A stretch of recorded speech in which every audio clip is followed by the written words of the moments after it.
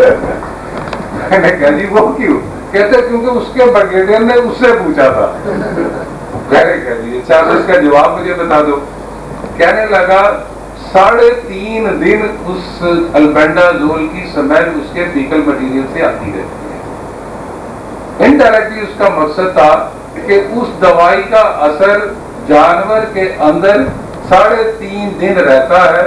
اور جب وہ اس نے کہا آؤ میں تمہیں دکھاؤں, گوبر اٹھایا, گوبر مجھے کہنے لگا. میں کہا بابا کدھر گوبر میرے آگے کر رہا ہے. کہتے اس کو سونگو.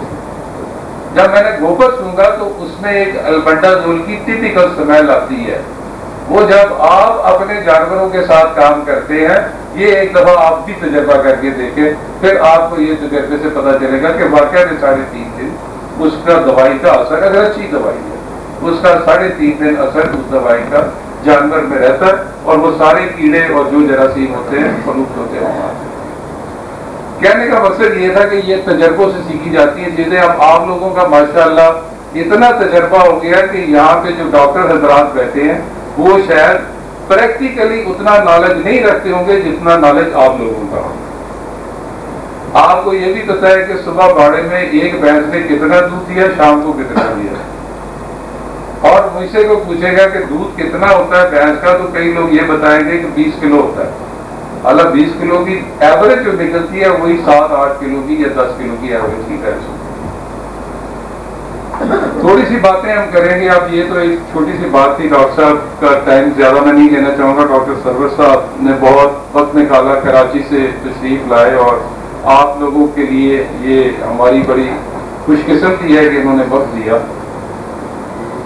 ہم نے یہ ویکسین جو آریہ فٹ اینڈ ماؤتھ ویکسین ہے, یہ ہم نے رشیا سے امپورٹ کی, جو ڈاکٹر گلفام صاحب بھی بتا رہے ہیں, اور اس کو پورے سندھ کی مارکیٹ کے لیے اویلیبل ہم نے جاوید صاحب کو اس کی پاکستان میں سندھ کے حوالے سے ہم نے ان کو ایز اے پارٹنر یہاں پہ اپنے ساتھ کام کرنے کا ریکویسٹ کی, اور اس کی اویلیبلٹی انہوں نے حیدرآباد اور کراچی میں اپنے طور پہ یہاں مارکیٹ میں اویلیبلٹی کروائی ہے.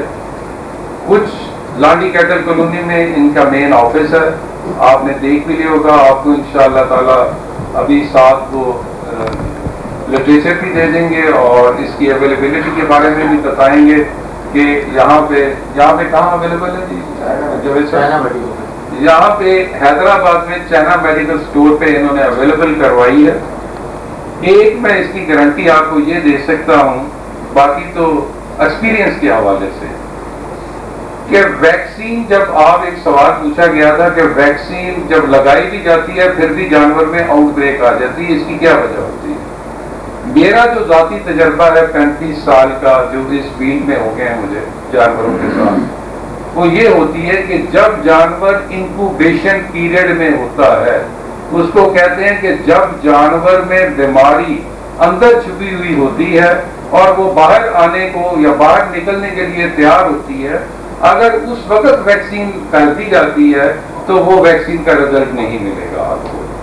اس کا وجہ ہے کہ آپ نے ایک وائرس اس کے اندر ڈالنا ہے اور اس نے اپنا رزلٹ ایک ٹائم کے اوپر دینا ہے, مگر جب آپ نے ویکسین لگا دی ہے وہ آلریڈی انکوبیشن پیریڈ میں جانور ہے, وہ اس کی ویکسین کو ایک انڈائریکٹلی ہم کہتے ہیں کہ یہ ویکسین فیل ہوگی, اس نے کام نہیں کیا. اسی لیے ہمیشہ جب پنجاب سے آپ 1 لاکھ کا جانور خرید کے لاتے ہیں, کوشش یہ کرنی چاہیے کہ پہلے جانور کو ویکسین کر دی جائے اور اس کے بعد باڑے میں شامل کر لیا جائے.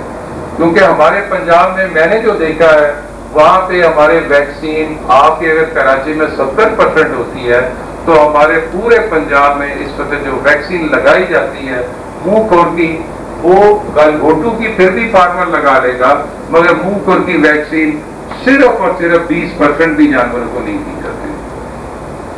اور وہی جانور آپ نے پنجاب سے نیلی یا راوی ساہیوال سے لانا ہے, پہاڑی کی منڈی سے لانا ہے, اور منڈی سے جو جانور آئے گا آپ کو نہیں پتا کہ یہ ویکسین ہوا ہے یا نہیں ہوا.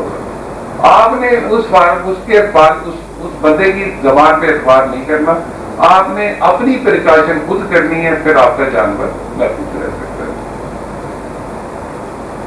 اس کے ساتھ ہم نے ایک اور نیا پروڈکٹ آپ کو پیش کرنا ہے جس کا نام جاتے ہوئے انشاءاللہ ہم کوشش کریں گے، اتنے سیمپل تو نہیں ہیں مگر کچھ جو سیمپل ہوں گے وہ آپ کو جاتے ہوئے دیں گے.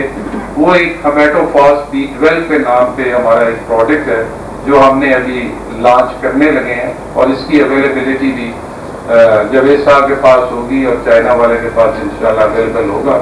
مگر وہ پنجابی میں کہتے ہیں پہلے آپ اس کو دیکھ لیں کہ واقعہ میں یہ کارآمد ہے کہ نہیں ہے. یہ پروڈکٹ یہ ریکانسٹیٹیوٹ ملٹی وٹامنس ہیں جس میں فاسفورس بھی ہے، اور آپ کو اس کے رول میں ڈیٹیل میں جاؤں گا تو بہت لمبا ٹائم لگ جائے گا.